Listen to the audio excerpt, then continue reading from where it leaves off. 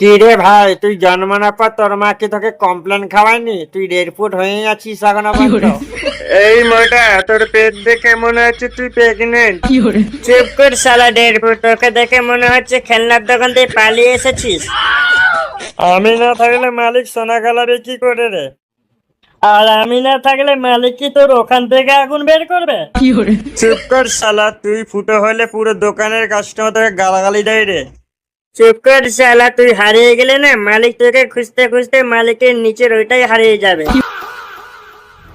যা যা, তোর পেটে বাচ্চা আছে বলে তোকে ছেড়ে দিলাম আমি। এই শালা গ্যাসটা কি বলছিস আমার নামে? কিছু না মালিক, কিছু না, ভুল করে বেরিয়ে গেছিল। বাবা রে, বেঁচে গেলাম। মালিক, এই শালা গ্যাস ট্যাঙ্কি তোমার ওই কালো সাপটার জন্য বলছিল গো।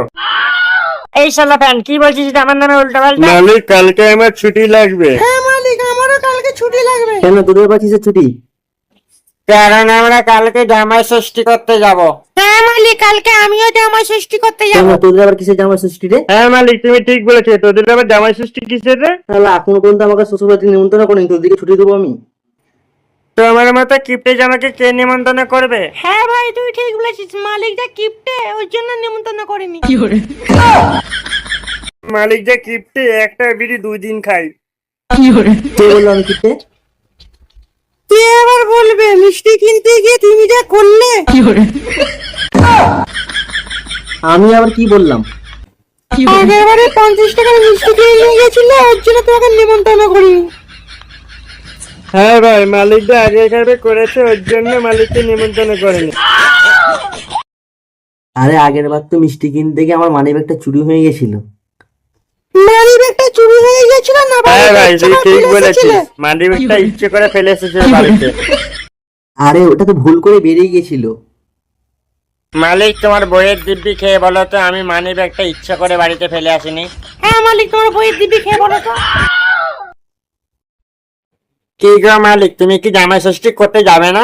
আরে যাবো তো, কিন্তু শ্বশুর শাশুড়ির জন্য কি কেনা যায় বলতো?